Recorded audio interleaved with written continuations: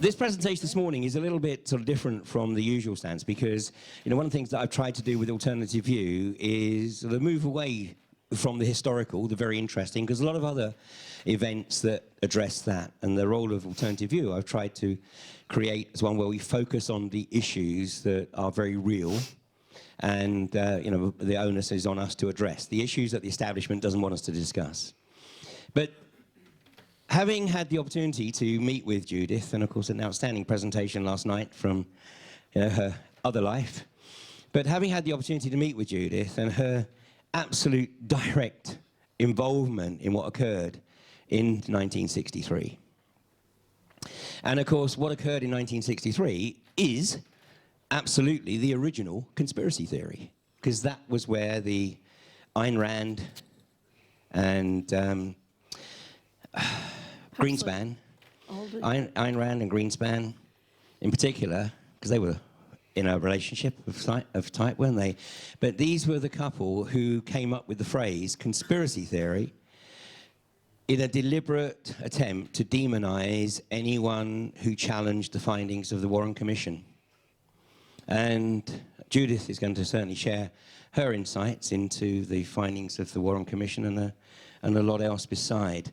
So, you know, we're going to turn the clock back briefly to 1963, when Judyth was a young lady, a beautiful, a lot younger, beautiful young lady, and listen to her experiences of what transpired in those horrendous months leading up to November of '63. So, ladies and gentlemen, please welcome Judyth Vary Baker.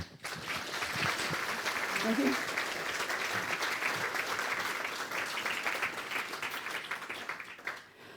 Thank you very much. Can you hear me? Yes. Okay.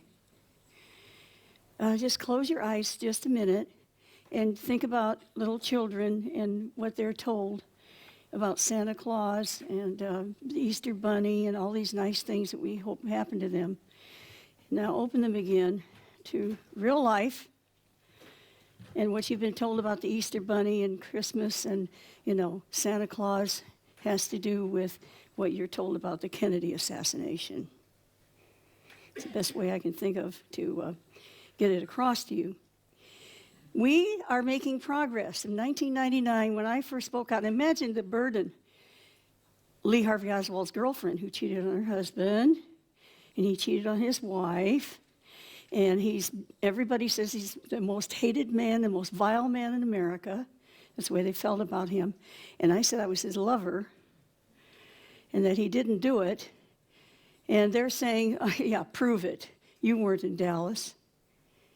Now, I'm telling you, I'm calling this the Lee Harvey Oswald and the template for evil, because the things that I'm going to show you, they're doing to you today with other people. You take the media, and you tell the media to put a certain slant on things. Now, I'm going to give you an example. You don't know that much about Trump, but you've heard it from the media. Raise your hand if you hate Trump. Oh, thank you, God. All right. Because if you'd met some of the people I met in New York, if you'd met them there, and you would hear them say things like, gee, I worked for Donnie for years. He was wonderful.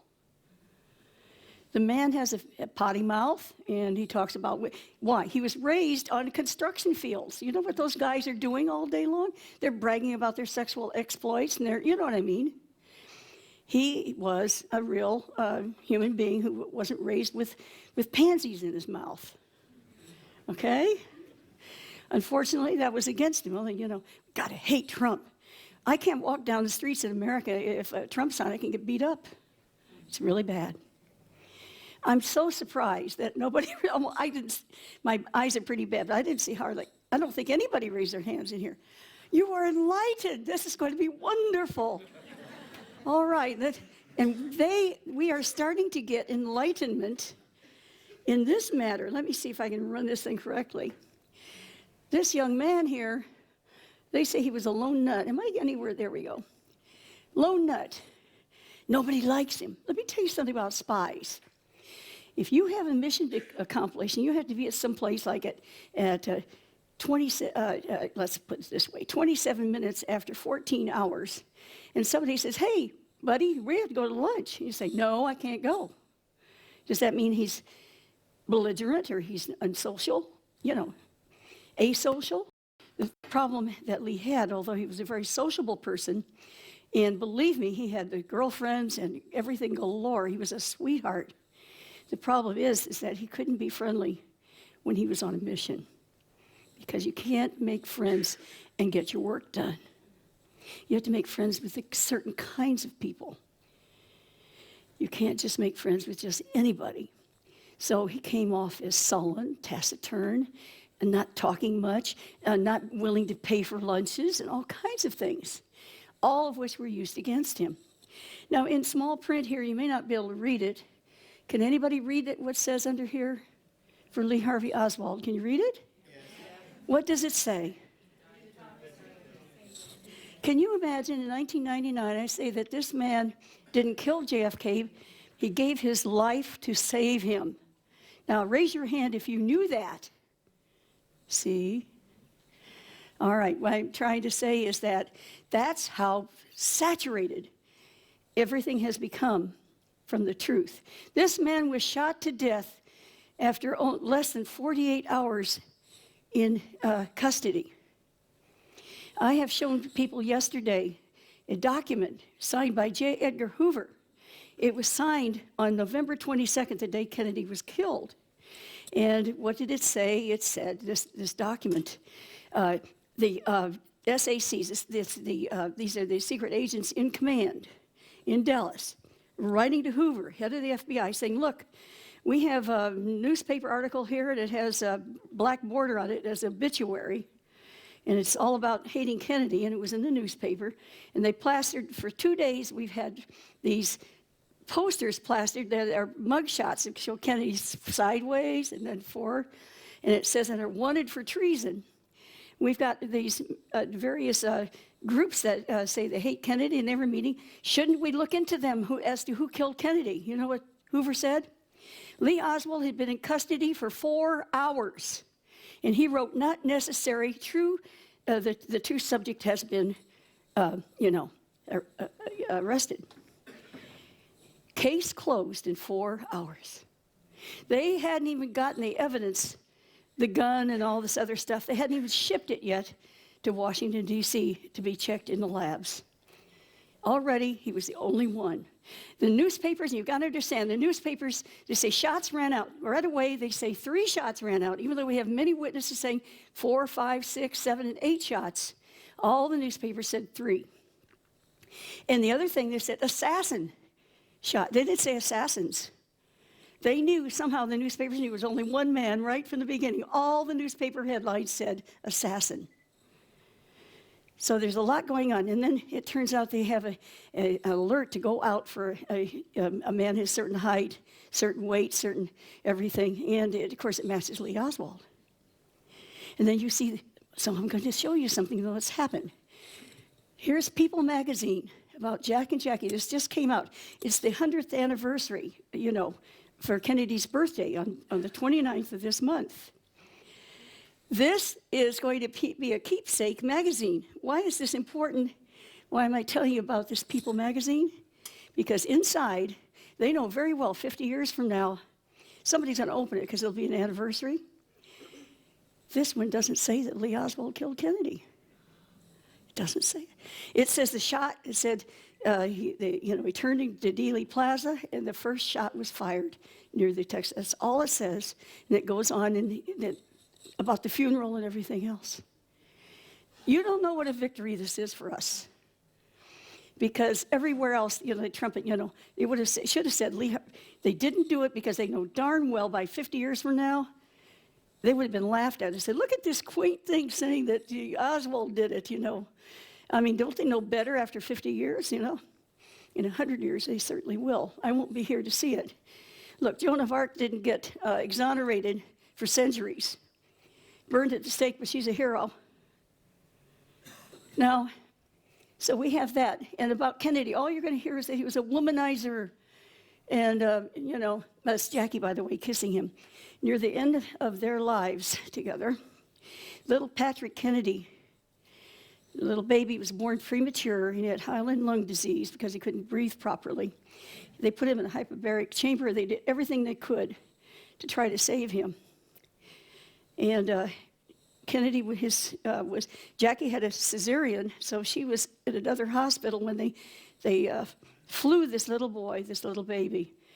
And Jack Kennedy went with his baby boy, and he held his little fingers as it died. And then he stood up and silently went into like a broom closet, and they could hear him groaning and weeping for several minutes. Then he came out, he's the president, and calmly got in a helicopter and went to tell his wife what happened. You have heard many evil things about Jack Kennedy. Raise your hand if you've heard he's a womanizer. How about doing lots of drugs? Yeah. Yeah, well, let me tell you, Jack Kennedy, he had this, it's the same Latino macho thing. He had a father who would have done very well in Central and South America and Mexico, where they always have mistresses. And so all the boys in the Kennedy family, when they were about 12 years old, Daddy took them to a bordello when they were 12. And that's their introduction to. And so the Kennedy boys were raised that you'd be wonderful to your wife, but when she's pregnant, help yourself. Okay? And that's been held against him. I'm not saying that was a good thing for him to do. It's also, though, if you look at, I'm talking a lot about Kennedy, I hadn't planned to, but you don't know very much about him. It's very important. Addison's disease. He had to take steroids for it, or he'd die. Pump him full of steroids, and he cannot perform sexually. So then back then we had birth control pills, and they had way too much hormone in them, and people were getting cancer from it. They had to really reduce the level. They're pumping Kennedy with loads of testosterone. He doesn't know whether he can perform. And then you have a woman saying, "Take me!" So I mean, this is what you have the man facing. And Jackie is pregnant and losing her babies, and she's pregnant and losing her babies, and they get 2 out of 5 attempts. And frankly, I've studied his life very carefully. He couldn't have possibly, all these women say that he had affairs with him. It's impossible. There are too many photographs of him. There are too many speeches. There are too many hours when he's in a back brace and can't move. Terrible back pains. He almost died when he was a senator. He was called the absent senator because he was in the hospital so much with back injuries. The man can hardly, in the car when he's sitting there and they're going to shoot him down, when they get him to the hospital, they have to take back brace off of him. So much for his, being such a stallion. Okay, well, not saying that he did. I've been able to find 5 legitimate examples. 3 of them were mistresses, a long time. But after little Patrick Kennedy died, something happened between the Kennedys. They come out of the hospital holding hands. They had never allowed themselves to be photographed holding hands before. And then they are kissing in public and everything like that. There was a letter they found after Kennedy was shot, and that letter was written to Mary Bancroft, his longtime mistress. And it was inviting her to come to the White House, But it went unmailed for the rest of his life. He was like 3 months old. He quit. He absolutely quit. And they really had a renewal of their relationship, and it shows in all the photographs. So yes, that this was taken after little Patrick Kennedy died. Public photo of her kissing him. They never did that before. They really had a rekindling of their love. Why am I mentioning this? Lee Harvey Oswald, the one they say that killed Jack Kennedy, his wife, they said, well, what did he think of Kennedy? And she said, and I concur, because I was there. At the same time, when little Patrick died, I was in contact with Lee. Lee Oswald, when he heard that little Patrick Kennedy died, broke down and cried. He broke down and wept because he knew the kind of man that Jack Kennedy was and what he was going through. Now I'm going to try and show you what kind of man he was. And even though it's taking time, I know some of you may be able to be here tomorrow. We can talk about who killed Kennedy then, if any of them want to meet with me. But let's go on to here. I'm going to tell you about PT-109 and the man that they killed. all right? In the middle of the night on August 2nd, their boat was rammed by a Japanese destroyer and caught fire. This is what the History Channel tells us, all right? History Channel really tells the truth. They've got my story on the History Channel, and it was banned after being shown only 5 times. 2 presidents came against it. Eisner came against it. You had Jack Valenti of the Film Guild, who was LBJ's aide, came against it. You have all these people that came against it, and they were going to sue him. They took it off the air. But even when they put it on there, I had no witnesses. All the witnesses were removed. Just me and my talking head, blah, blah, blah, you know?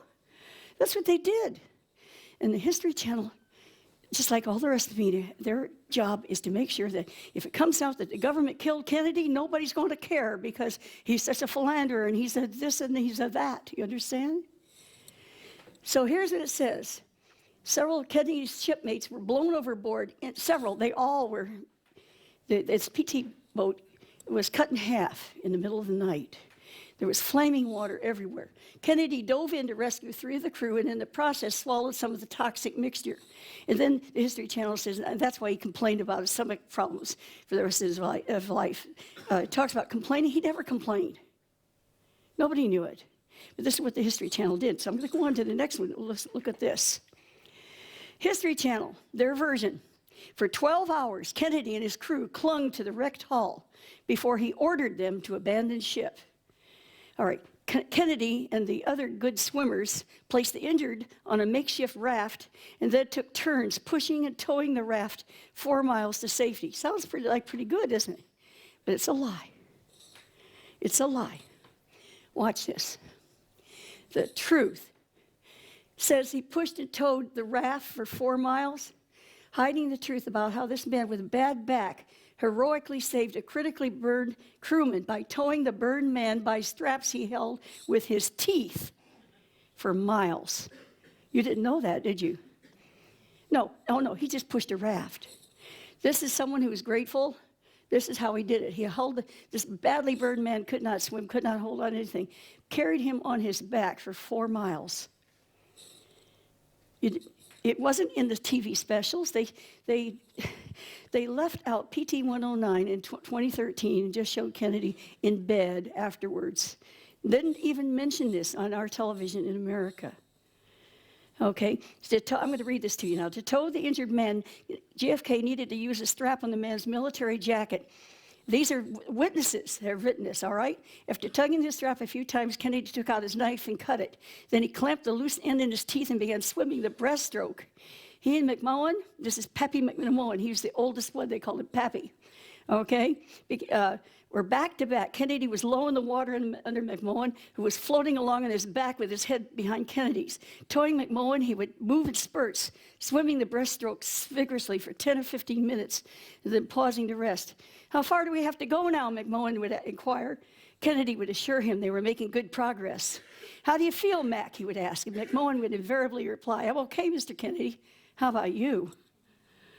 Now, being a sensitive person, McMullen would have found the swim unbearable if he'd realized that Kennedy was hauling him through 3 miles or so of water with a bad back. He could not see Kennedy, but he could feel the tugs forward with each stretch of Kennedy's shoulder muscles and could hear his labored breathing. McMullen tried kicking now and then, but he was extremely weary. The swim seemed endless. He was hungry and thirsty and fearful they'd be attacked by sharks. His fate, he knew, was at the end of a strap in Kennedy's teeth. This is our president that they killed. You understand how I feel? You have to understand that we knew these things about him. We loved him. We wanted to save his life. And that includes Lee Oswald. Okay, here's another witness. This man contacted me, and we got this information. Commander Ted Robinson just passed. It is his PT boat that picked Jack Kennedy up after the carved coconut message was received, and Jack and his crew were found alive. He said Jack was so emaciated, his feet were so shredded from coral, he couldn't even walk to meet them. He crawled out. He ordered his crew to stay back in case the people coming forth were Japanese. And when he saw it was Robbie, he teased him with a sardonic quip, "Where the hell have you been? I've been at this bus stop for a week." Okay? Now, after towing Pappy, to Plum Island, and then once there, he passed out from exhaustion. Then he risked his life swimming out to Blackett Strait, trying to flag down a passing boat or ship. Jack then moved his crew to Olasana, again, personally risked his own life to seek their rescue, continued to lend them moral support throughout until they were rescued. Now, that's not all. Look at this. Kennedy's second PT mission, which you never hear about. Ted got to know Jack intimately because they went to the hospital, okay? He described him as insatiably curious, a rapacious reader of inestimably high intelligence, sharp wit, sincere humility, immense compassion, and concern about the lives of those he met, always inquiring and probing as to their welfare. He told me that after tearing up his decommissioning papers in order to stay out there instead of getting shipped home, Jack was given PT 59. One day, all the PT boat crews were summoned into the main tent, told of a terrible problem. We've got a radio report from a group of Marines trapped on a Japanese-occupied atoll. There are about 55 of them needing immediate rescue. We told them that for us to send a PT boat out in daylight would be suicide, because the Jap Zeros would cut it down before it crossed the strait. So we'd send one tonight. Well, they radioed back to forget it, as they'd all be captured and beheaded by then. I need a volunteer. Every sailor in the room but one sat on their hands, turned their backs, except Jack Kennedy. He stood up. A nearby sailor grabbed his arm and tried to pull him down. Are you nuts? He told Kennedy. It's suicide. No one can make that trip. You'll have to have a death wish. Jack pulled back and stood, telling the sailor, look, the rest of you guys have wives and families, but I'm single. If I don't make it, it won't be any great loss. I'll take it. The commander said he recognized what Jack meant. His health was so negligible anyway, Jack was like a skeleton practically out there half the time, that he preferred to go out this way instead of die with the ailments that plagued him, leaving him a frail, emaciated wreck, which was obvious to all, despite Jack's constant attempts to hide it. Other guys malingered, trying to get out of the duty. One of his crewmen said, but that damn Kennedy, he feigns willness in order to serve, giving us that big, broad, grand grin. He should have been sent home months ago. In fact, he should never have been allowed here at all. Now, so Jack took the 59 out across the strait, miraculously managing daylight passage, although I believe at one point a Zero did attempt to strafe him. He dared anchor the 59 just off the atoll, took all 55 Marines on board, so many they were literally hanging off the sides. Not far behind the men were scores of armed Japanese, but Jack and his men were blessed not to have been detected. Having too little fuel to even get all the way back, Jack nonetheless managed to bring the endangered party back unscathed. Years later, after one of the commander's presentations, he received a phone call from an aged black Marine who wept copiously into the phone, explaining, all my life I wonder who that brave sailor was who risked his life to save me and my fellow Marines from that Japanese-occupied atoll. We were literally dead men waiting. And until your talk today, I had no idea that it was the future president of the United States, John Kennedy. So that's what I want you to know, why we want to save this man's life. And you never hear this on the news anymore about what he did, what kind of man he was. All you hear is about drugs and women, drugs and women. You see what I'm saying? So this is, the media has tremendous control over what knowledge you have. And it breaks my heart because you don't know who he is. You've also been told lies about this man, that he was a lone nut. A lone nut has so many photographs of him, and they're all smiling, his arms around people. People have their arms, girls have their arms around him. All right, this is a terrible picture of him. He's been beat up. He hasn't had, they wouldn't let him shave, and so on. They say that he's stupid, that he was disliked, that he killed Kennedy to get attention, even though he said, I'm a patsy. That he killed Officer J.D. Tippit, that he shot at General Edwin Walker, that he planned to shoot Nixon, that he was a communist who betrayed his country. I'm going to go over these things one by one, and that he was stupid. He had dyslexia, so his spelling was terrible, just like some of the many great writers we have who also can't spell worth a hoot, but they were good writers. He wanted to be a writer. His IQ, they said, was 118, but this dyslexia, because of that, he missed even though he was good at math, he couldn't tell a 6 from a 9, because you see him upside down and backwards. So he flunked a large part of, they didn't have at that time ways to truly measure the IQ of someone with dyslexia. He played a heck of a game of chess, okay? And it says that he killed Kennedy to get attention. Yet he said, no, sir, I didn't do it. I didn't shoot anyone. And there's a voice stress analysis test that says that he was telling the truth. Another part of that same voice stress analysis test, and some will say he failed the test, because at this one point, that part of the test said, when he said, I don't know what's going on. I don't know what this is about, because he knew he was going to die. He thought he'd died before. He told me he thought they kept having him with a rifle in his hands. He was so smart, he managed to escape and stay alive. And when they were beating him up in the theater and they wanted to shoot him, he cried out, I'm not resisting arrest. He wasn't. Oh, you're going to hear that. Yeah, he did. He fought this one policeman because that policeman was trying to put a gun into his pants. They said that he shot J.D. Tippit, an officer. My friends, we have Butch Burroughs and 2 other people that saw Lee Oswald in the theater. At the time Tippit was being shot, Lee Oswald was buying popcorn 0.6 of a mile away. But of course the media says he can buy locate because he's a saint or something. All right? That he shot at General Edwin Walker. I'm going to show you something about that a little later, but I'll say it right now in case we don't get to the slide in time. The Warren Commission shows 2 bullets. Here's the magic bullet, that went through all these people and made all those wounds and everything, and yet it's hardly deformed. And there's a little bit taken out of the top, and that actually is because they took samples off the top. And then you've got this other bullet, it's all smashed, but it has a copper jacket on it. And they said, here's the bullet that was shot at General Walker. By the way, General Walker was, Lee Harvey Oswald is supposed to have shot at General Walker, who hated Kennedy, and yet Lee Oswald was also shooting at Kennedy. So this is a man who has no brains, that's right, Anyway, General Walker wrote to the Warren Commission, they didn't listen to him. Then he wrote to the HSC, the House Select Committee, because they did another investigation, so-called independent, using the FBI and CIA. And at that time, he said, look, the bullet that you say that it came from Oswald's gun, this copper-jacketed thing you've got here, it's all smashed up. He said, I picked that bullet up myself, and it was steel-jacketed. It wasn't copper-jacketed, and we have on record, he said, you have substituted that bullet. Edwin Walker himself said they put a fake bullet in there along with the magic bullet. Yeah, that supposedly was shot at Edwin Walker.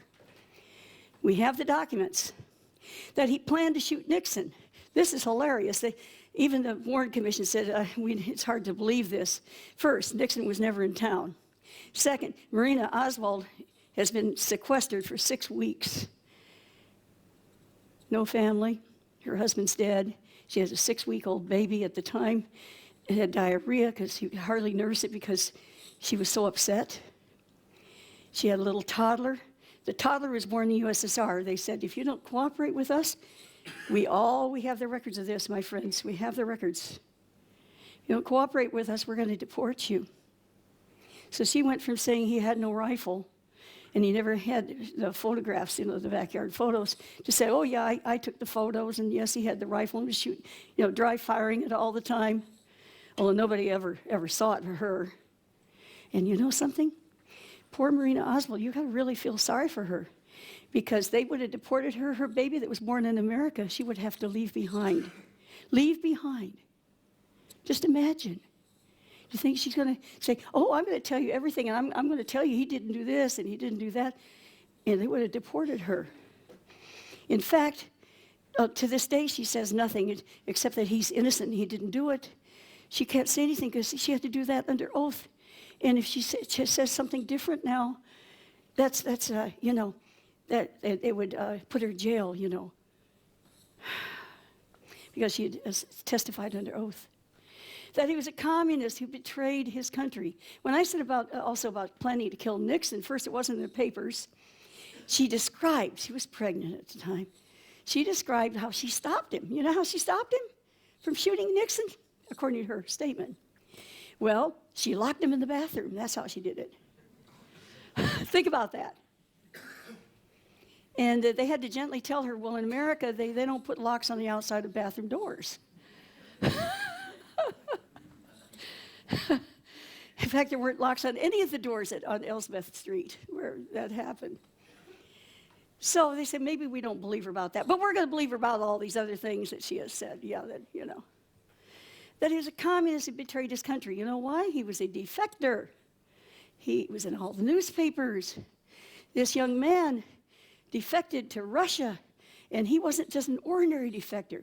This man had the U2 codes, and we have it from Donovan, his superior officer, Lee Oswald had access to all the codes. He knew the heights of the planes. He knew where they went. He knew what their code words were for whether they're going to, return or what's going on, everything. They had to change all the codes when Lee Oswald went to Russia. Lee Oswald says he's in the embassy, the U.S. embassy on the 5th floor. That's important because only spies went up to the 5th floor. It was all bugged. And he says, I renounce my American citizenship. Flat, throws out his passport. But he didn't sign anything. It's for the Soviets to hear. See, Soviets to hear. He never renounced his citizenship, never signed a paper. We can prove that because in 30 months he comes back, picks up his passport, which they save for him, and they give him a State Department loan for over $400 because he's got a wife now, and they didn't plan on that, so he has got to have money to bring her back with his little girl, his baby. A State Department loan, it says in small print, can only go to citizens in good standing with the United States government. But he's got one. Just a miracle, isn't it? Or the fact that the United States government would allow a Soviet wife to come into the country right along with him. Or the fact that when he arrives in New York, he leaves 2 of his suitcases there behind and continues on to Texas. And they say he was never debriefed. Well, he certainly was debriefcased, okay? Yeah, and we look a little further, and we see that he arrives in Dallas, and nobody's there, not a reporter or anything. He gets himself various jobs, and after a while he gets a job. But wait a minute, what are you talking about? Wait a minute, they changed the codes. They had to change the codes because Lee Oswald did give information, and 6 months after that happened, the first U-2 was shot down over USSR. On that U-2 went over on May Day. Imagine if you're in the United States and a Soviet spy plane comes across on the 4th of July across your territory. You're telling me you're going to just let it do it? It was dreadful. The fact is the Corona satellite system was in orbit now, and that was a secret at the time, but Lee knew this. He was given the order to give this information to the Russians. One, it would save his life. You can't have a young Marine, by the way. So this young Marine was never trained to shoot well. He barely passed the first, barely passed. He did best on his first one. Then they gave him the assignment, and then he was worse on the next 2, okay? But you can't send an expert marksman into the USSR and expect him not to get executed because they could be a sniper if they're a Marine. Then they had to dirty him up. So you'll see he had a court-martial. How do you get the court-martial? They say he accidentally shot himself in the arm with a forbidden gun. The brave man actually shot himself on purpose so he could be court-martialed. That's what he did. And he did more when he was in the Soviet Union, and they were still going to send him back. He filled the bathtub with hot water. I saw the scar myself. It's a very thin scar. And some of these people say, oh, that wasn't Oswald because you can't see the scar. It wasn't.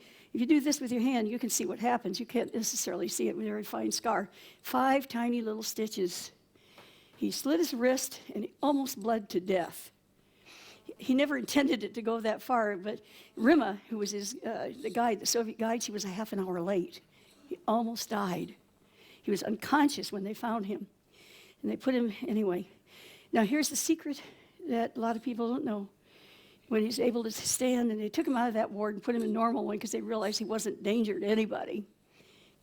Cracking jokes and all the things he always did. So they take him out, but he disappears for about 2 weeks. They did terrible things to him at that time. He kept saying, but he was only 19 when he went in.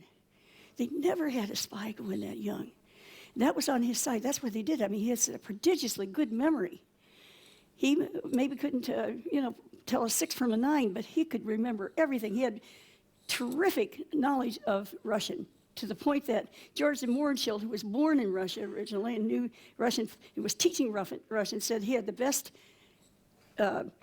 command of Russian that he had ever seen, anywhere, ever experienced. And yet the Warren Commission said, oh, he taught himself. No, he got top-class training. But the time he's supposed to be in the brig, they were training him. You can't find but one person that says they saw him in the brig. He's supposed to be there for months. Got it? Yeah, so they had ways to dirty him up so that he'd have a reason to say, I don't like the Marines, I'm leaving, and I'm going to go to the USSR with, workers' paradise, that kind of thing.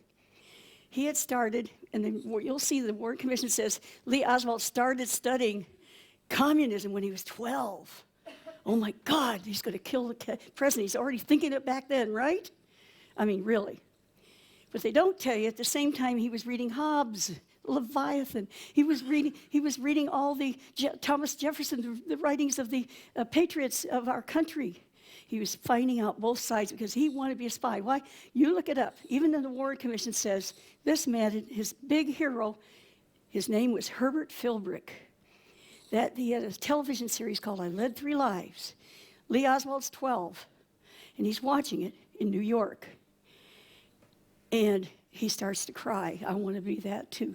Herbert Philbrick pretended to be a communist and gave all kinds of information to the FBI.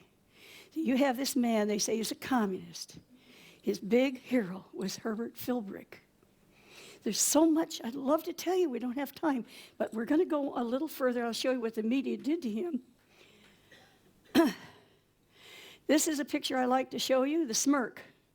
The famous smirk was photoshopped. His mouth is actually going down. If I can just get this little guy to work. See this?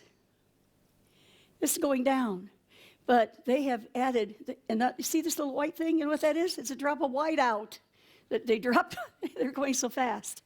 So once I pointed this out in different lectures, now they've taken that away.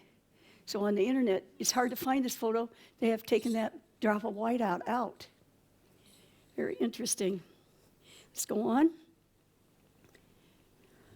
Let's see here. Here we go. Here's another photo taken at the same time. And they said he was making a communist salute. Now remember, I told you how he threw his passport down and said, I'm going off. I'm going to tell the Russians everything I know. I'm going to give you an example of that before we get on to this.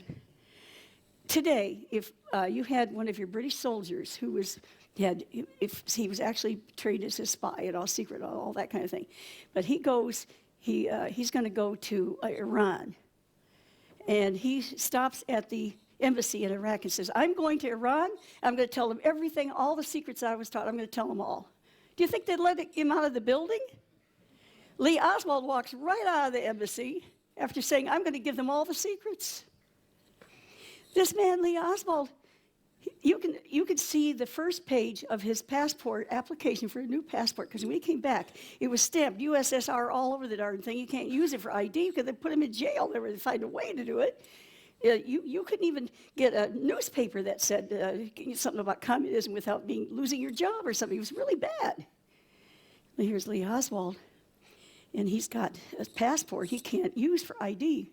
And he's not allowed to have a car, because if he has a car and can drive, his Russian wife, she wants a car, she wants a TV, she wants all these things. See? He has to pretend that he's poor, because so that he can say, I want to go to Cuba because I'm a nobody here and I don't have any way to get a good income. I'm going to go to Cuba. It was all a joke. He put his head $200 a month. It was like $2,000 a month now. That went into a bank account for him. They will not release Lee Oswald's tax records all these years for security reasons. All right? But he had to live poor. And his wife just hated it, and she would hit him and say, what's the matter with you? Why don't you get a good job? Things like that. It was not a marriage made in heaven. It was a marriage made because he would have been deported if he hadn't married her. All right? So when we met, he had that kind of marriage, and I had the kind of marriage where my husband married me, and the next day he was gone for 3 weeks, and he'd be gone many times. And he said, well, if I told you I was going to be gone all the time, you wouldn't have married me. I had to buy my own wedding band. You know why? He didn't even think about getting me a wedding ring. Didn't even think about it. And I said, I have to have one or I can't get a room, for us. Okay, then buy one, he says. The real romantic guy. But see, I thought I was in love. It's called sex, people. It's called sex. He was tall, smart. I couldn't find anybody smarter, and he had He had the equipment.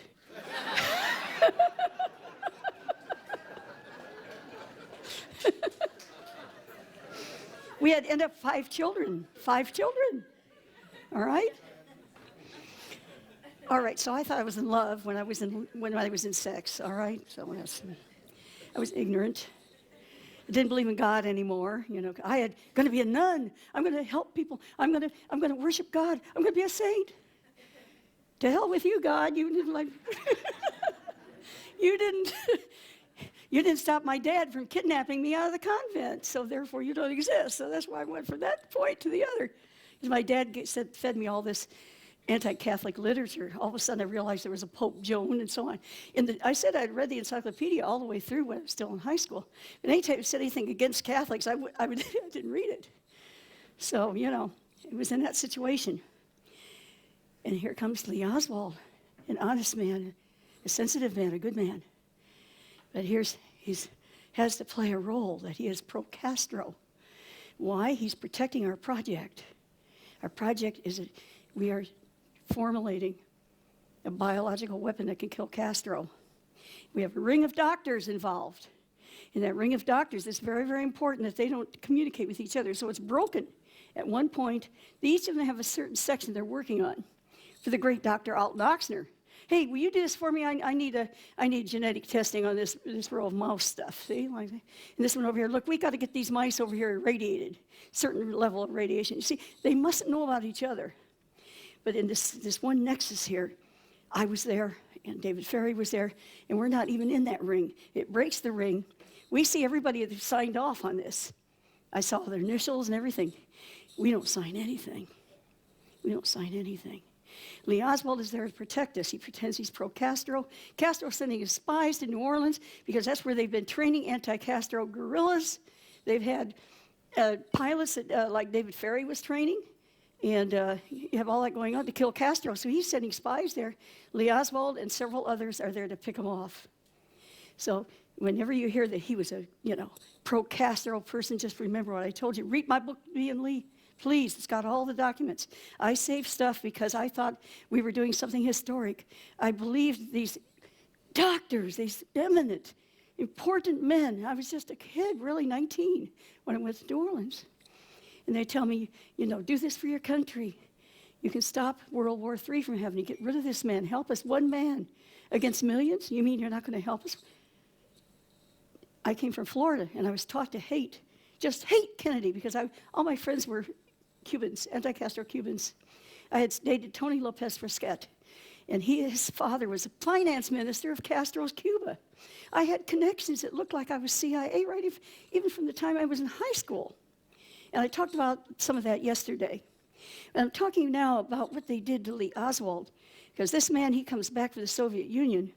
He has to make out a new passport application because of the other one. So on this passport, he knows no matter what he puts down, they're going to approve it. And he has a sense of humor. So what does he put?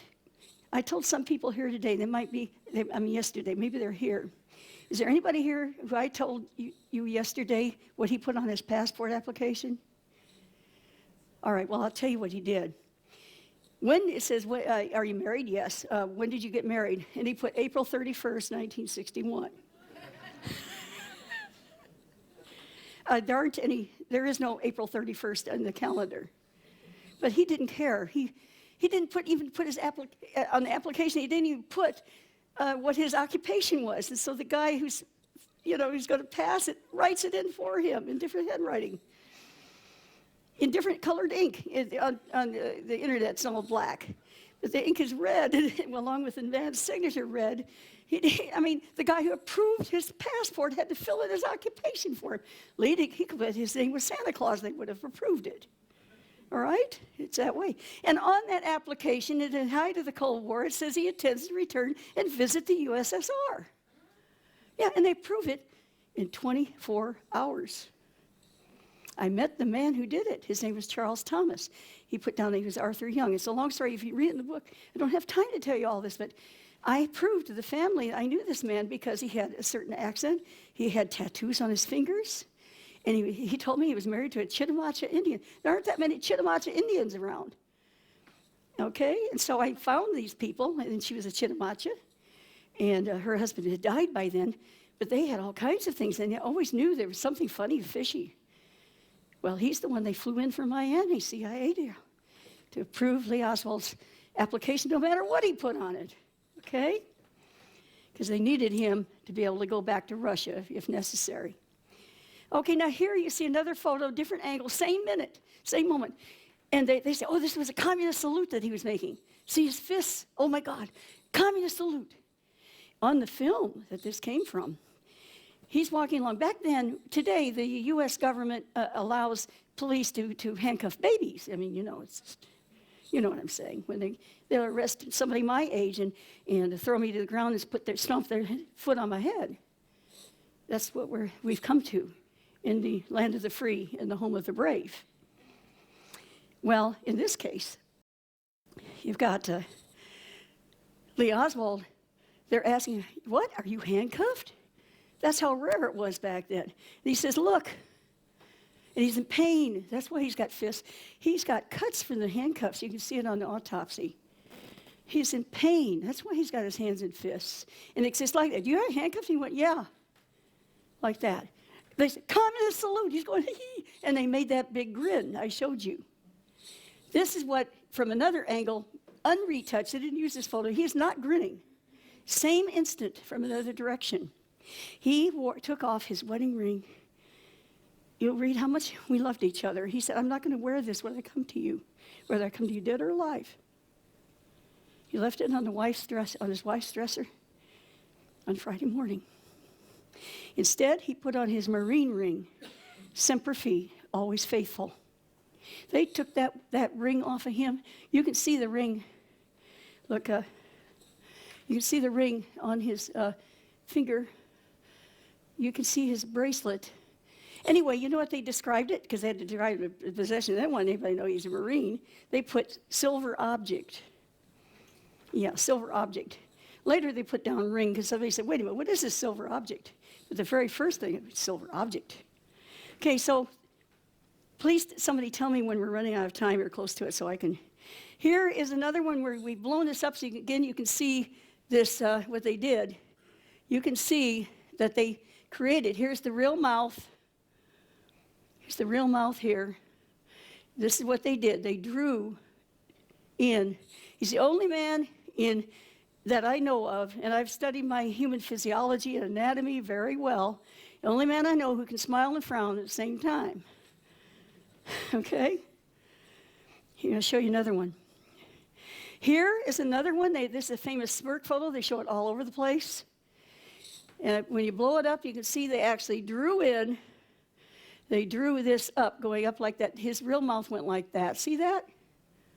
This is what they did to his photos, and they chose the worst they could. The other thing they did is they put makeup on him. They couldn't retouch in TV. You don't see him smiling ever in any of the TV shots of him. In the contrary. Okay, now I'm going to go on. Why'd they make his chin square? Let's go back to this other one back here just a minute. Look. You see how square the chin is? But it's been drawn in just like the face. See the squareness? Now look, we're going to go. Here they show the square chin. You know why? Because the backyard photos, they cut his head off at about chin level. So it's somebody else's chin and the rest of the body. So they've got to take this and make these, they retouch these photos to make him have a square chin like this chin is down here. See? Like that. Lisa, that's not me. They've pasted my head on this person's body. By the way, this person originally was leaning against something. They took that away. So I defy any of you to try to stand like that. It's really, really not possible. Okay. So what did they do? Recently, they had somebody straighten the photo out. They had another photo, and they had it with trees, and they straightened it out to make it look like he could stand like that. I took it, and I straightened it out, and you could see that all they did is, because the shadow, they didn't turn when they did that. And I put it the way it was, and of course, he was standing normally, just like any human being should.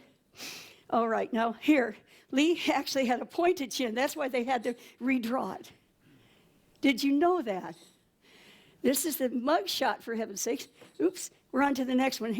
They couldn't do anything about what he looked like on TV, but what they did do is they put makeup on him. So you can see what his wounds, and his face was battered and bruised terribly. They put makeup on him. And Vincent Drain, later, the FBI agent Vincent Drain, who was also in charge of a lot of his evidence files, to check it out. And he refused. He said, no comment, I'll take it to my grave, what they did to Lee Oswald. Okay?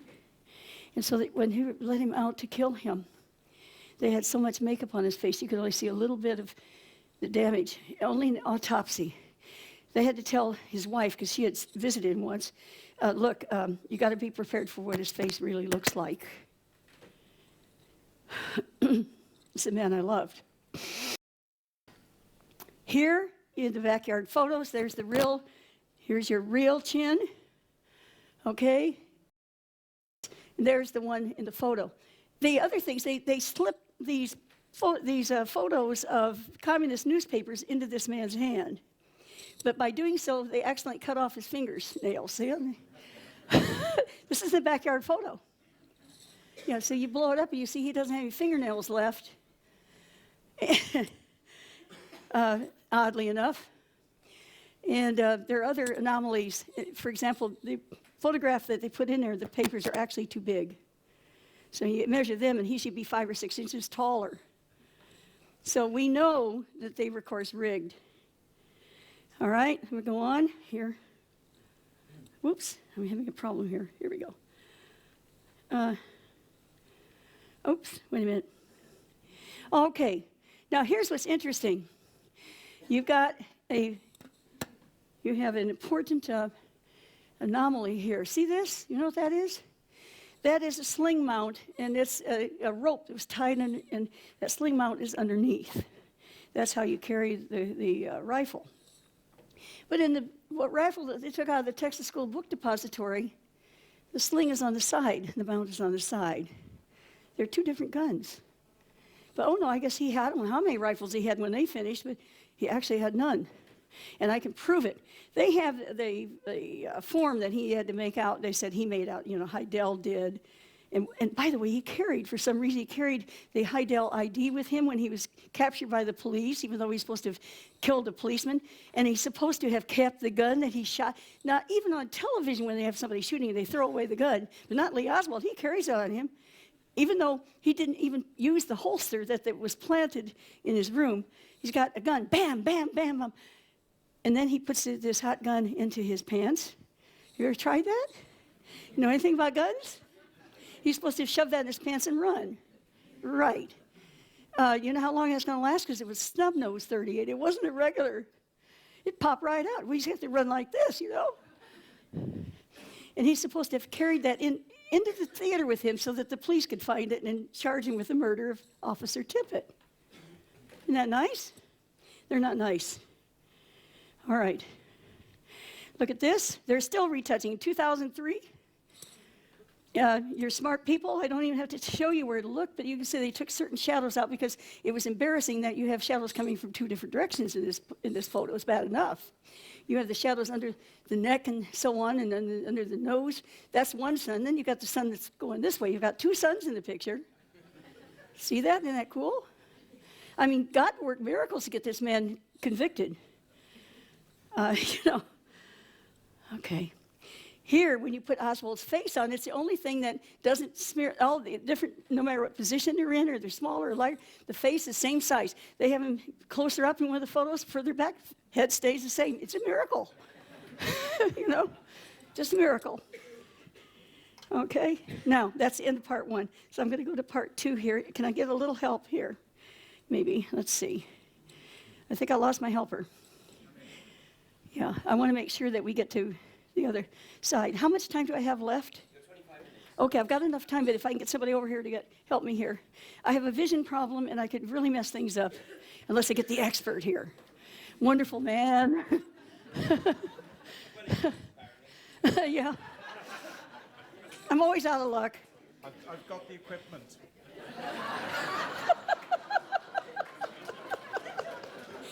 All right, while he's doing that, I'll tell you something that's true that we had an equipment joke too, Lee and I did.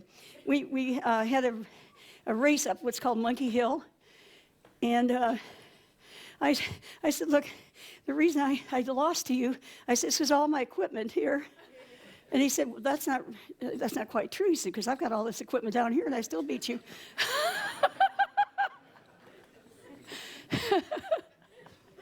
So anyway, he was not devoid of sense of humor. Now I'm going to go past some of this stuff because we don't need this. I already showed you all this on this. Now we're going to get to something else. Just a minute. Okay. There we are there, and I showed you that. His name is, I call it Farad's Folly.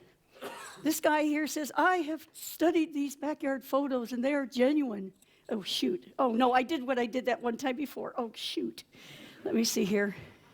All right, I'm learning.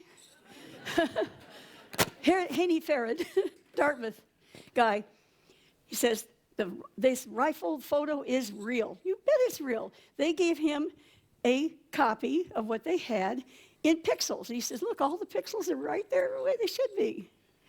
It was originally, of course, it was an emulsion film. So his saying, wow, I have a copy that has all the pixels right where they belong means nothing. Anyway, I skewered him online. So then he tried 2 other times to fix it, and he didn't have any success that time either.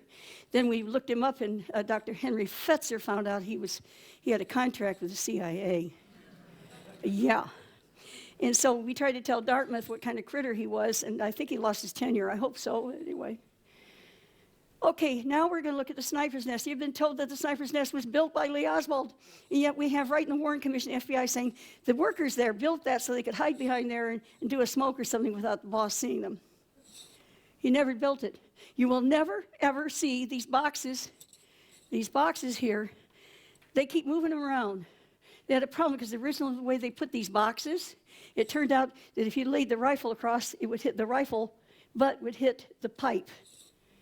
That pipe over there. See, then they found out they had to move the boxes a different way. When they did that, there wasn't room behind. So all the times that they recreate the shooting scenes, it's always in a cage somewhere up high.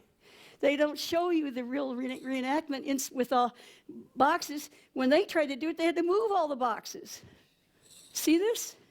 And they had to open the window a lot more. So none of that counts. This is supposed to be proof that Lee Oswald shot from the window, and they can't even close the window enough, and they have to put the rifle up at a certain angle when it was supposed to be way down there on those boxes. So this is what they did to him. And here's what they do today. They build these high things up there because they can't do it inside the room. They can't do it. And they shoot from there, and they do these reenactments. Oh, yes, and they use sharpshooters to try and prove. And after they work a long time, they finally can hit the target, but the target isn't moving.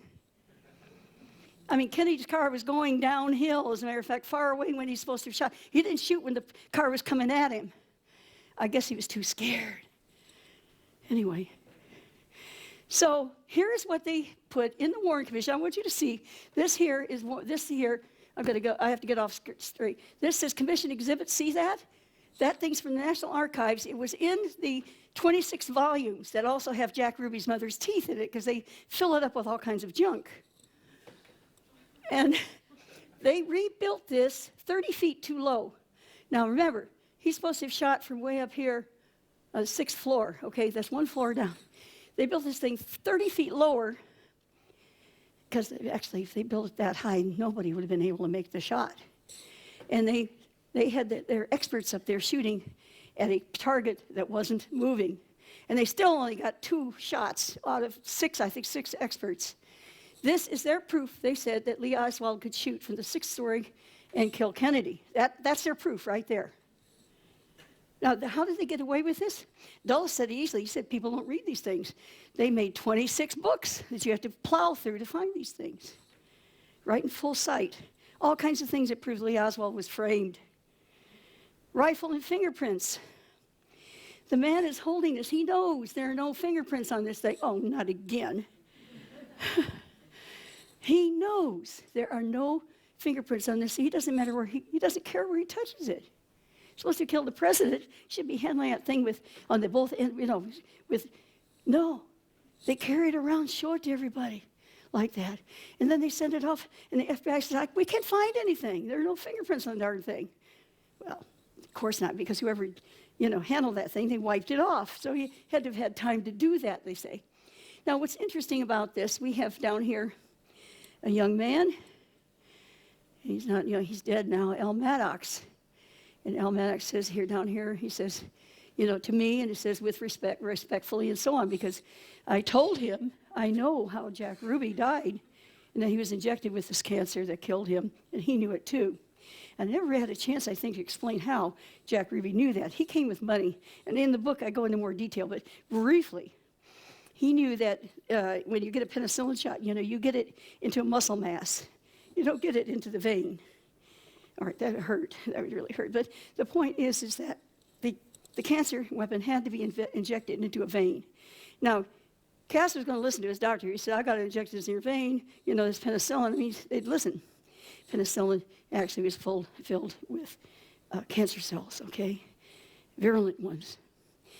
Jack Ruby said he'd been injected with cancer cells. And he folded up a note and gave it to L. Maddox. That's the young man behind the guy behind Carl Day, who's holding that weapon. And he said, it said in there, I've been injected with cancer cells. And he gave that to his family, too. They didn't believe him because Jolene West was sent down. Jolene West is an MK Ultra honcho, big time. If West shows up in your life, you become dead meat. You've got no brain left. Expert. So he's giving Jack Ruby, we got the records. They're right there in National Archives. We gave him Thorazine. We gave him this. We gave him that. Jack Ruby is bashing his head against the wall. He tries to kill himself by sticking his finger into an electric socket, did the light bulb. And then he says he injected me with cancer, and there's nobody going to listen to him. That's why they did that. Then he leaves. Once they have injected the cancer, and we have L. Maddox saying, well, he had a cough. And they gave him penicillin. And I said, well, where did they give it to him? Well, they gave it to him in the arm. You don't do that. And Jack Ruby knew it, because we showed him about that. And the bore of the needle has to be bigger, because if you use a regular hypodermic needle, it'd all clog up with those slimy cells. So when he saw that big needle and they're injecting it, he knew he was getting it. And he was dead 28 days later. They were going to have a retrial for him. But that would have brought out a lot of stuff. So they had to kill him it's so sad. They had him in the hospital, shackled to the bed, and L. Maddox is with him, feeling really sad. The poor man couldn't get up and walk. You will get blood clots if if you have cancer. They had no elastic stockings on his legs. They drained out almost a gallon of fluid. He almost died from the fluid accumulating in his lungs. But the number one way, we started this thing with a pancreatic cancer that would metastasize quickly to bone, to brain, to pancreas. And now we have those. Those used to be rare cancers. They're not anymore. And I feel horrible about it. We just didn't think that they would be, why didn't we realize that you don't put millions of dollars in it to kill one person and then throw it away? At any rate, poor Jack Ruby died. They look at it, they say, what's going on here? These cells, his lung cancer is just ferocious lung cancer, but we have all these ciliated cells in there. Gee, that's just what you have in the pancreas. And yet, the pancreas did have cancer in it, but it wasn't advanced. It should have been just loaded with these pancreatic cells. And that should have caused, then caused the lung cancer. But no, this lung cancer is full of them, and the pancreas just has a little. It was our stuff. Okay, rifle and fingerprints. They found, finally. They'd sent this all the way to the FBI up into Washington, D.C., and they can't find a thing on it. They send it back. By then, Lee's been shot.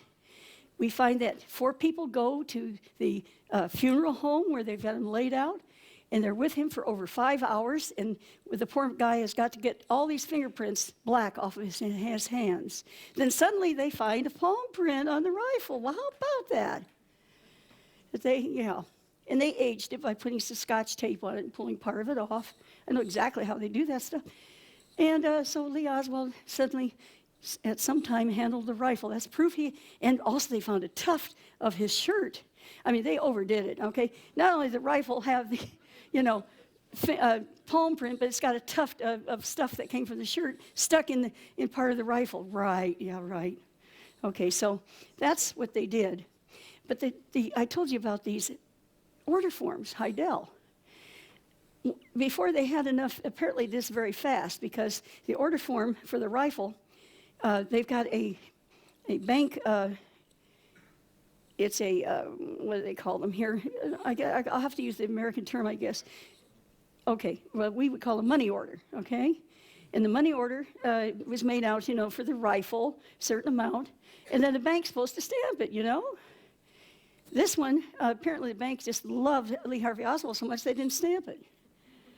I guess they were in a hurry. What it is, they really, really were in a hurry. And we got the number. We have the number of that money order. And imagine you go to the post office and it's April when he's supposed to have ordered this rifle. You pull off the money order, it has a number on it.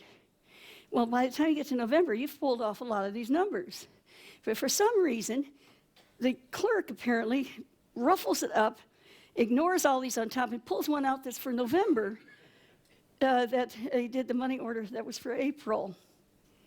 It's not stamped on the back, and the money order is all written in a sloppy handwriting. Lee was always very careful because we didn't have Xerox back then. That was very accessible. And then they realized they did it wrong, and he would have done in block letters. So then for the order for the gun, it's done in block letters the proper way. Yeah, this is a man who changes his handwriting style between two money orders. Right. Okay, so they did all this to him. I wish I had time to show you. There's so much. But I'm going to go a little faster now, if I can, because I don't want to have you miss things. I told you about that. Oh, let's see where we are. Oh, it's going backwards. Oh, no. Why is it doing that? All right, well, I'll just use it the other way. Did Lee have time to reach the second floor where he was seen? Well, he never was on the second floor. This is new information we found out. We found the earliest testimonies from the police and everything. They met him on the first floor, but they realized that looked pretty bad, so they then put him on the second floor. Long story. We don't have time to go into it, but I'm telling you right now, in 90 seconds, you can't get past all this junk and hide the rifle and wipe all the fingerprints off and go down all these stairs and not be heard. Victoria Adams and her friend Sandra Stiles were going down the stairs at the same time because they heard the shots and wanted to see what was going on. No Lee Harvey Oswald passed them on the stairs. And these steps, they were made of wood. Bang, bang, bang, and they were wearing high heels. You can hear everything. They heard nothing. Nobody saw anybody. He didn't go down the stairs. He never was on the 6th floor. That's why he didn't go down the stairs. She had cancer. They were told to keep their mouths shut. But they had been interviewed by the FBI. The FBI kept out certain things and said that they saw certain people they never did. So this whole book called The Girl on the Stairs is proof that Lee Oswald was never on the 6th floor at all. Okay, there's the lunchroom where they said he was here, and I could go into detail. We don't have time. I'm just telling you. Oh, they found this chicken sandwich and a bottle of pop. This cold-blooded murderer. He's sitting up there waiting to kill Kennedy. And, he's eating a chicken sandwich, and there's some chicken bones left. And he's guzzling his pop. He's waiting to kill. Turned out a black man. That was his lunch. But they put that on the front page. A few days later, they put it on the back page. Oops, that was somebody else's lunch. They actually wanted to pump Lee Oswald's stomach to find out if he had the chicken inside. So they also said he had a map. Oh my God, we've got this map. Look, you got this line. You can see the line of shots coming from the Texas School Book Depository, going like that. Those were different buses that he could get on to get home. It turned out it was a map for that. And they said, oh, we were wrong. And they put that way on the back page too, but by then everybody saw it on the front page. So they did all these things. And here, let's go on. Let's see here. More lies, a sniper map. I just told you about that. The truth, same newspapers that hailed the discovery of the map on November 25th without a single question as to its legitimacy. Dallas officials yesterday denied that such a map exists. They finally had to go that far with it. So nobody's ever seen the map that they accused that he used to plan to kill Kennedy with. And the others are this paraffin test. Now get this. If you've shot a weapon, and the paraffin test is pretty good, it'll show nitrates. Of course, if you handle books all day, they have ink on it, you're going to get nitrates on your hands anyway. Anyway, they're going to check him, but here's what they did. How many of you know the composition of the ink that's used to fingerprint with? It's full of nitrates. You're supposed to do a paraffin test before you give him fingerprint, because otherwise they'll mess up the test. No, they fingerprint him first to make sure he's going to not pass the nitrate test. That proves that he shot off a gun, right? Right. Even so, he happened to always wash his hands very good, and he still didn't pass. So what are they going to do? They said the paraffin test was negative, and that proved that he shot a gun. They just fooled the public anyway. Well, I could go on and on with what Mr. Hoover did. I already told you about him and how he put here, not necessary to cover as true subject located. Remember what I was telling you? There's his document, and it says November 22nd right at the top. Case closed, folks, the first day. Good friends with Lyndon Johnson. We have a book coming out in August called Kennedy and Oswald, The Big Picture. I'm showing this and why this is important, because today they can take evidence. We have the 9/11 report. Have any of you ever read it? Well, most Americans haven't either. But what's amazing, how many buildings went down? Well, they don't even mention Building 7 in the whole report of 970 pages. It's not even mentioned. Imagine that. It's the same stuff. They lie. They put up their own stuff. In this 9/11 report, there are only a few maps and a couple of photos, and that's it. It's so sad. And I don't want you to... Oh, here's fast work, too, okay? This man shot and killed President John F. Kennedy and police officer J.D. Tippit. He also shot and wounded Governor John Connally. It was signed 69 minutes after Kennedy was shot. That's what they did to Lee Oswald. Look, I love this man, and I don't have time to tell you how much, and I wish I had more time. But I'm going to try and give you a little picture of Lee, who he really was. They beat him up really badly. He didn't want his family to... He told his mom, it's okay. It turned out he had 2 black eyes, not just one, because of the makeup they put on him. He had scratches all over his face. He had bruises all over his face. And so the police, when they bring him out, they've got makeup on him. He still looks pretty bad, so the reporters are saying, the only time they let him talk to the reporters after he said, I'm a patsy, And they said, well, what happened to your face? And he said, a policeman hit me. He didn't say 6 police, beat the crap out of me. He didn't say that. He said, a policeman hit me. He never would exaggerate anything. And then they say that the man who shot Officer Tippit walked away saying, poor dumb cop. Lee was too polite back then. We really respected the police. He didn't say a cop hit me. He said a policeman hit me. The man who walked away and said, poor dumb cop, was not Lee Oswald. I know it immediately. And that's the one advantage I have, because of knowing him. It's like this other person, he'd sit there and just not talk to anybody and just sneer at people as he smoked. Lee didn't smoke. So I can tell when people are lying about him, Lee had such a terrific sense of humor. And George Morenshield, you saw a picture of him yesterday with his 2 dogs. He said the dogs just love Lee, They didn't even like their Manchester Toy Terriers. They're all nervous animals. They loved Lee, and animals did. Now, anyway, so this is what, right away, this is the man. And this is the kind, gentle man who took his place, Kennedy's place. That's him and her, their dogs. Here's Lee with his dog. He loved dogs. Lyndon Johnson, I have so much I could tell you about him. Do not believe any story that does not involve Lyndon Johnson as responsible. Lee, in our last phone call together, and he's telling me I'm not going to make it. He had gotten information, and I don't have time to tell you how he got it. But I can explain how he got it. It all makes sense. He saved Kennedy's life in Chicago. And he said, now I'm under suspicion. He had trusted the FBI. He knew he could trust the CIA. And he's talking to me in our last conversation. And he says, can you say a prayer? Let's say a prayer together. And we did the Lord's Prayer. And I didn't even believe in God, or anything at that time.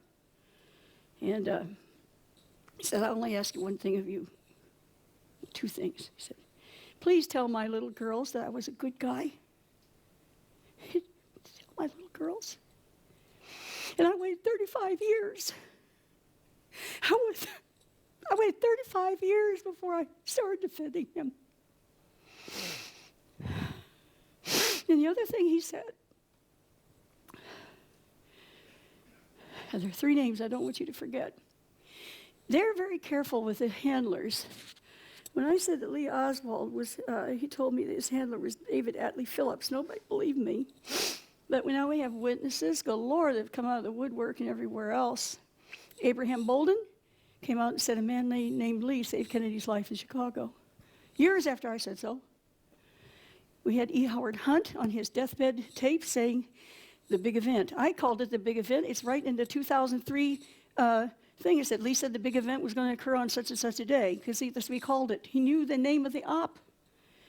And so now everybody calls it the big event. Nobody did that until E. Howard Hunt in 2009, I think it was, came out with that. Except I had, In many ways, I can prove that, for example, that he belonged to an abort team. That's the reason he stayed put, and the abort team was late. He wasn't given instructions. So he went to the Texas Theater where he was, and they betrayed him there. You think with money in his pocket that he ran in? No, there were 2 people. They say one of them ran upstairs in the balcony. When Lee was arrested and being beaten up and everything, they're taking him out the front way. They're punching him in the stomach. You can see him crying out in pain. They got his arms behind his back, and they're pulling his arms up high. Because I have talked to witnesses. They really hurt him, you know what I'm saying? And on the autopsy, you find out he has a broken rib. And he doesn't complain about these things. This man is a courageous man. But as he's being taken out the front way, another man that looks a lot like him is being taken out the back way. They put him in a police car. And there were 2 witnesses back there. And they thought they had the real, Lee Oswald. They believed it for years until it was, they were interviewed, and then they found out it was somebody else. So we had these imposters all along the way.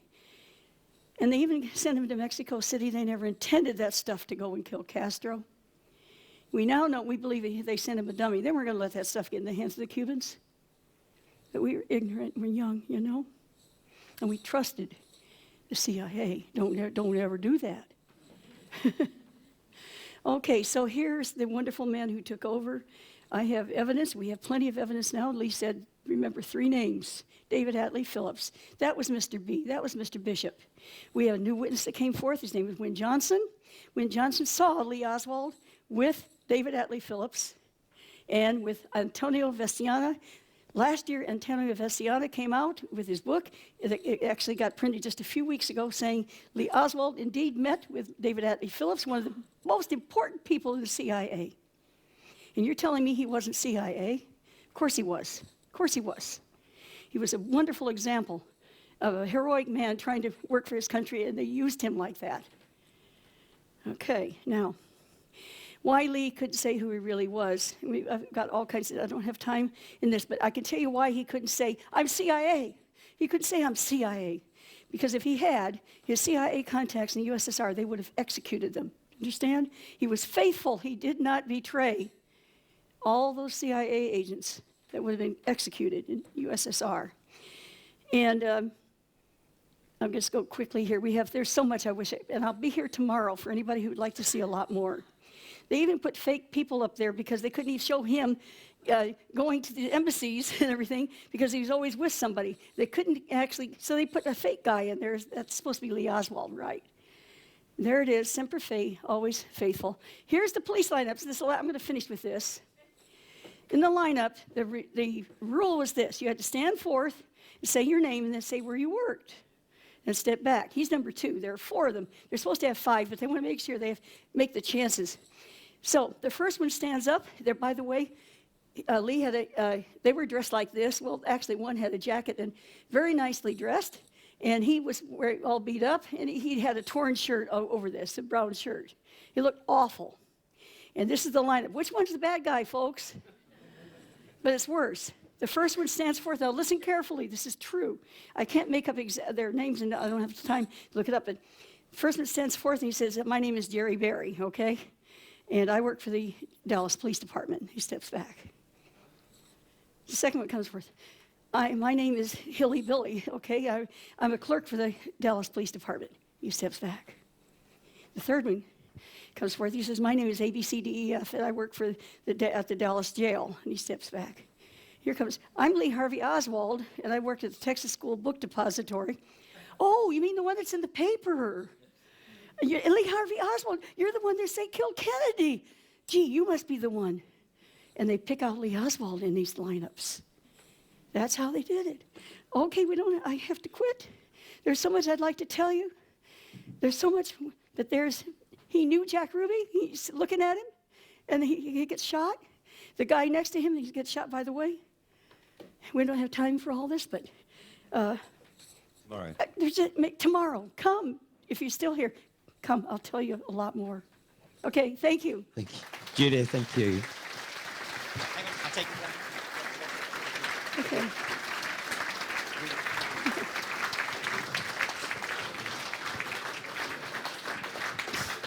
Thank you so much. Living history. Thank you. I know some of that was very difficult for you, so thanks. Yeah. Yeah, it is. And Judyth will be running a workshop tomorrow. She's actually going to touch on some other areas as well. I'll leave her to talk about that tomorrow. But, I mean, obviously, there's a lot of depth here. And Judyth, because she has her detractors, and, you know, I'd be a liar if I didn't say that, you know, people are saying, why are you getting Judyth Vary Baker? You know, she's not who she says she is. Well, you know, she has the documentation. She carries around with her. I mean, ultimately, of course, it's up to everybody to make their own call. But Judyth is well used to that, as are we. So, you know, she has the information, she has the documentation, she has the witnesses. But of course, there are those in the establishment who are desperate to demonize and undermine what she has to say. So if you do want to pursue that, then obviously your opportunity is with her through the weekend and, of course, tomorrow morning.